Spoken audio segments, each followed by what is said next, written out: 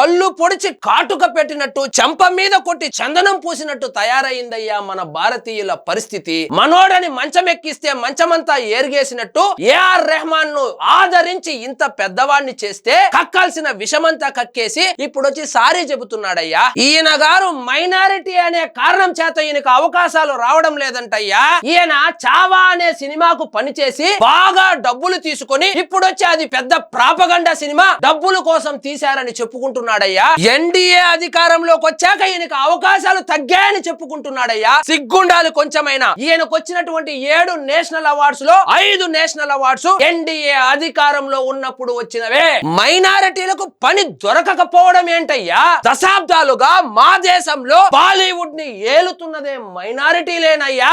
AR Rahman, నువ్వు గుర్తు పెట్టుకో, నీ పనిని నమ్ముకో, ఇంకా పైకొస్తావు. పనికి మాలిన ఇలాంటి పబ్లిసిటీని నమ్ముకుంటే పాతాళంలో పడిపోతావు.